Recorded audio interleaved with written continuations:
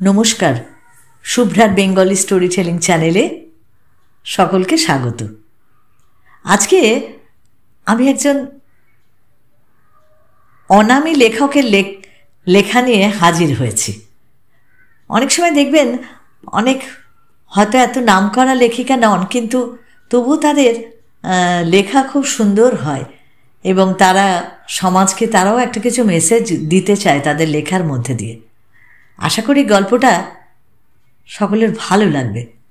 তা গল্পের লেখিকা হলেন সুস্মিতা নাথ, আর গল্পের নাম হচ্ছে বিরাজের বউ।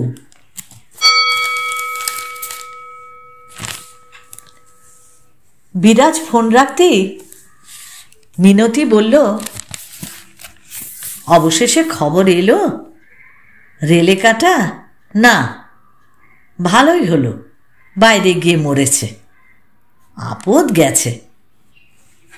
খবরের কাগজ পড়ছিল সাধন। থানা থেকে ফোন এসেছে শুনে তার কৌতূহলী চোখ এখন ছেলের দিকে। স্ত্রীর কথার রেশ টেনে বলল, নিজেই মরল নাকি কেউ মেরে ফেলে গেল কে জানে। তা পুলিশ কিছু বলল রে? আরে না না, বিরক্ত হয় বিরাজ। শুধু বলল, রেল লাইনের ধারে একটা মেয়ে ছেলের বডি পাওয়া গেছে, ওটাকে শনাক্ত করতে হবে। মিনতি বলল, নিশ্চিত ওই মেয়েই হবে, 4 দিন ধরে গায়েব। নিশ্চয় কেউ তুলে নিয়ে ভোগটোগ করে চলন্ত ট্রেনের মুখে বডি ফেলে গেছে। ইস, মান সম্মান আর রাখল না। মল্লি তো মল্লি, নষ্ট হয়ে মল্লি। আরও যা একা একা মাসির বাড়ি। কত বারণ করলাম, বললাম ফোন করে খবর নিলেই তো পারো, যাওয়ার কি দরকার। কিন্তু শুনল না। মাসির জন্য দরদ একেবারে উথলে উঠেছিল। এবার বোঝো, গেল তো প্রাণটা। বসুধা বিরাজের একমাত্র বোন। এতক্ষণ চুপ করে বসে সবার কথা শুনছিল। সে এবার জিজ্ঞাসা করল, তুই কি এখনই বেরোবি দাদা? বিরাজ কিছু বলার আগেই মিনতি বলে উঠল, এখনই যাস না বিজু, পেট ভরে জলখাবার খেয়ে তারপরে যা। খানিক পরেই আবার হাঙ্গামা শুরু হবে। বডি আনা, সৎকার, কুটুম ডাকা, ঝামেলা কি একটা! উফ, কি বিপাকেই না ফেলল হতচ্ছাড়ি। সাধন বলল, সেই ভালো, তবে আমি বলি কি, জল খাবারের ঝামেলায় না গিয়ে একেবারে ভাতই বসিয়ে দাও, সঙ্গে ডাল আর মাছের ঝোল হলেই হবে। আগে সবাই খেয়ে নি,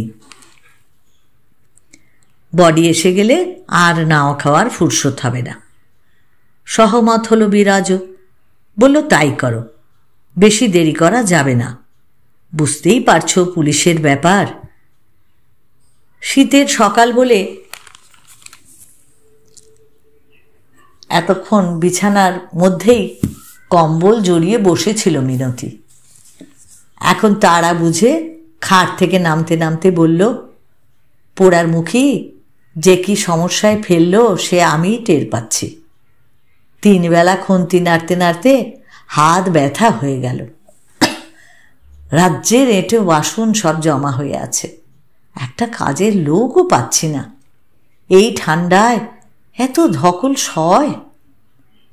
আগে যে বউটা কাজ করতো, মালতী না কি যেন একটা নাম, তাকে ডেকে নাও না গো, বলল সাধন। তাকে কি আর ডাকিনি ভেবেছ?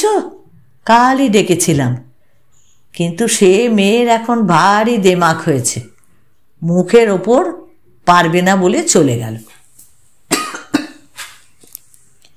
বসুধা বলল, মালতীকে দোষ দিচ্ছ কেন মা? তুমি তো ওকে হঠাৎ ছাড়িয়ে দিয়েছিলে। দাদার বিয়ের পরে রান্নার লোক, কাজের লোক সবাইকে এক ধাক্কায় ছাড়ালে। ছাড়াবো না তো কি, ফসে ওঠে মিনতি। পরের মেয়েকে কি বসিয়ে বসিয়ে খাওয়াতাম নাকি? একজনের খাওয়া পড়ার খরচ কি কম? কে জানতো যে ও মেয়ে এমন নচ্ছার? বসুধা আর তর্ক যায় না, কেবল বলল, আমি বাসনগুলো ধুয়ে নেব মা, তুমি রান্না বসাও। কিন্তু তাতেও মিনতির আপত্তি। এই আপত্তির কারণ অবশ্য সন্তান স্নেহ। বলে, থাক, তোমার আর বাসন মেজে হাতকালি করতে হবে না। তোমারও তো বিয়ে দিতে হবে নাকি? অমন বাসন ঘষা খড়খড়ে হাত দেখলে কোনো পাত্র পছন্দ করবে? যাকে মৃত ভেবে এমন নির্বিকার চিত্র কথাবার্তা চলছে, সে হলো এ বাড়ির পুত্রবধূ একতা।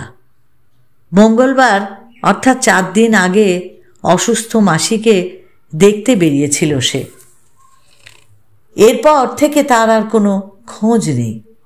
জানা গেছে বাঁশদ্রোণীর মাসির বাড়ি সে যায়নি বিজয়গড়ের বাবার বাড়িতেও। এমনকি তার মুঠো ফোনটাও নীরব, নিঃসার। ফোন করেও লাভ হচ্ছে না। গড়িয়ার থেকে বাঁশদ্রোণীর সামান্য পথটুকুতেই অদ্ভুতভাবে হারিয়ে গেছে সে। আনাজ আর বটি এনে এ ঘরেই কুটনো কাটতে বসেছে মিনতি। গ্যাসের 2 উনুনে ভাত আর ডাল চাপিয়ে এসেছে। পেঁয়াজের খোসা ছাড়াতে ছাড়াতে ছেলেকে বলল, এই ফাঁকে তোর শ্বশুর বাড়িতে খবরটা দিয়ে দে, তারাই গিয়ে লাশ নয় শনাক্ত করুক। বিরাজ নিমতে তো মুখ করে বলে, কোনো লাভ আছে?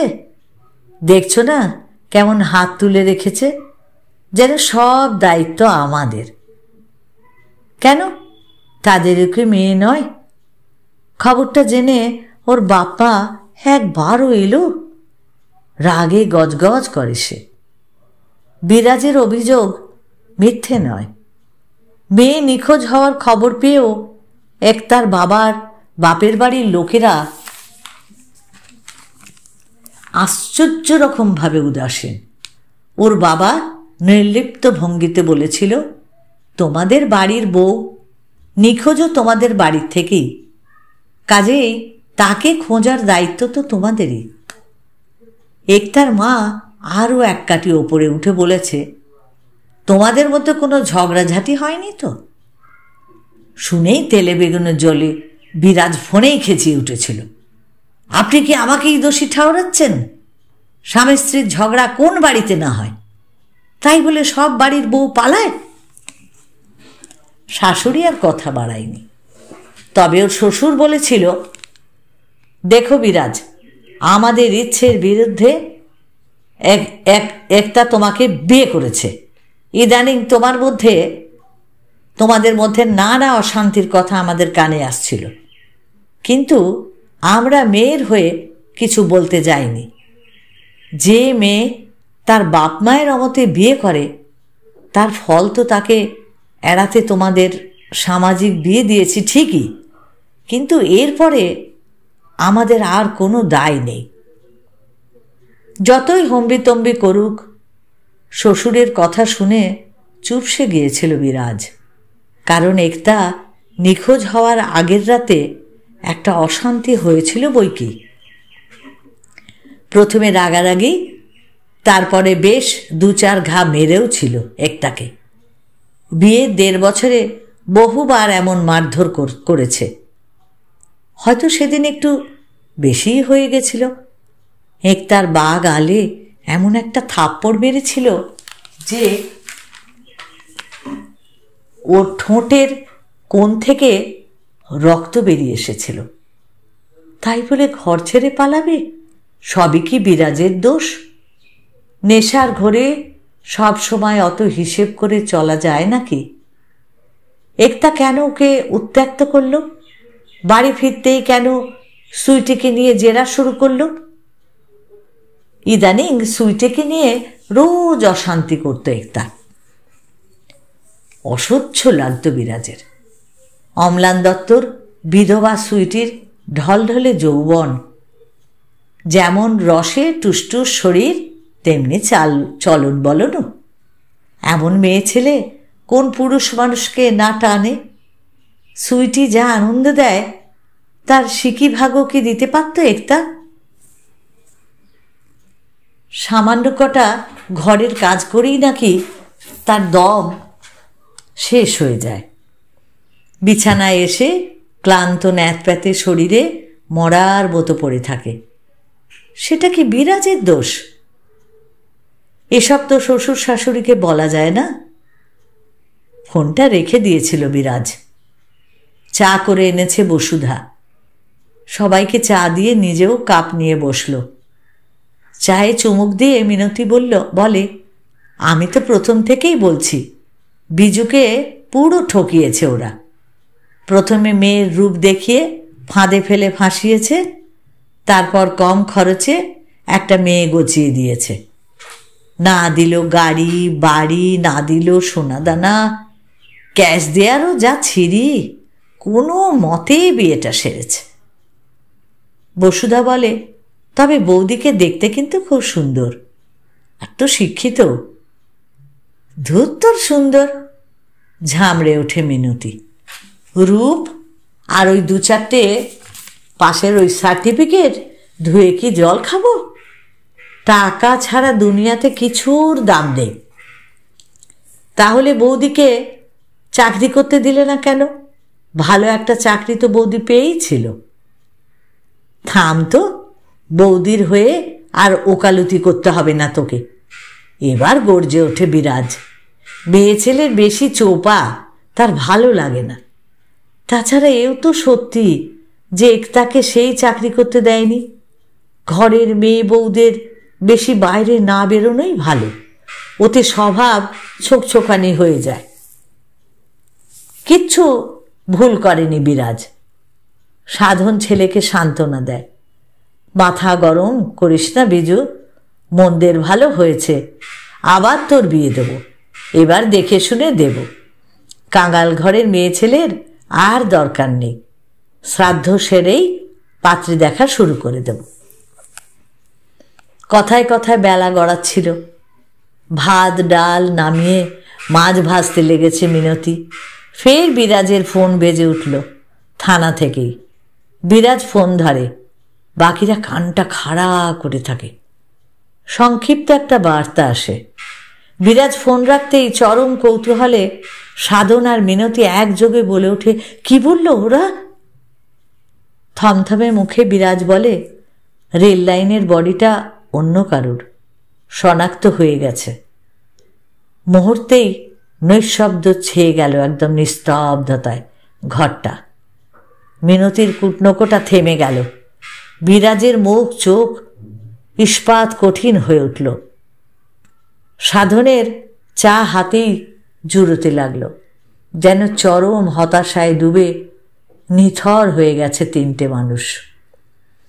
তখন সকলের অলক্ষ্যে ঘরের কোণে বসে থাকা বসুধার মুঠো ফোনে টাইপ হয়, কেমন আছো বৌদি? আনসেভ নম্বর থেকে উত্তর আসে, ঠিক আছি গো, সবাই আমায় বিঘ্নেশের দিদি ভেবে খুব যত্নে রেখেছে। প্রচুর মেয়ে এখানে নানা কাজ শেখে, আমি ওদের ইংরেজি শেখাচ্ছি, গানও শেখাই। সারা দিন হই হুল্লোড় করে কেটে যায়। শুধু মাঝে মধ্যে তোমাদের কথা, আমার বাবার কথা খুব মনে পড়ে। বসুধা টাইপ করে, এবার সব পিছুটান ভুলে নতুন করে বাঁচো। কিছুক্ষণ নীরবতার পর জবাব আসে, চেষ্টা করছি ঠাকুরজি। আবার চাকরির পরীক্ষাগুলোয় বসো, ঠিক পারবে, মাথা উঁচু করে বাঁচবে। ততদিন বিষয়টা গোপনই থাক, নইলে প্রতিহিংসায় তোমার জীবন দুর্বিষহ করে তুলবে দাদা। ভালোবাসার চিহ্নসহ প্রত্যুত্তর আসে, তুমি এবং বিঘ্নেশ আমার জন্য যা করলে আমি ভুলব না ঠাকুরজি। এমন ননদ আর হবু নন্দাই পাওয়া ভাগ্যের কথা। আমি কিছুই করিনি বৌদি, লিখল বসুধা। যা করেছে সব বিঘ্নেশ আর ওর ওই স্বেচ্ছাসেবী সংস্থা। আমি শুধু দাদা মা এবং বাবার পাপ কিছুটা ধুতে চেষ্টা করেছি। তোমার কষ্ট আর চোখে দেখা যাচ্ছিল না। এই গল্পটা পড়ে এটাই মনে হলো যে সব মেয়ের একটা আত্মসম্মান থাকা উচিত। যে কোনো পরিস্থিতি সবসময় মেনে নেওয়াটা ঠিক না, তার নিজের মেরুদণ্ডকে ঠিক রাখা উচিত। কারণ এখন মেয়েদের পায়ের তলার মাটি অনেক শক্ত হয়েছে। তাই এই সুন্দর গল্পটা যদি তোমাদের ভালো লাগে তাহলে তোমরা অবশ্যই লাইক করো, প্রিয়জনকে শেয়ার করো। আর যারা নতুন এখন আমায় সাবস্ক্রাইব করোনি, প্লিজ একটু সাবস্ক্রাইব করে আমার পাশে থেকো, প্লিজ প্লিজ। আর যে বন্ধুরা আমার সঙ্গে পথ চলছ তাদেরকে আমার অসংখ্য অসংখ্য ধন্যবাদ। সকলে ভালো থেকো, অপেক্ষায় থেকো আমার পরবর্তী গল্পের জন্য।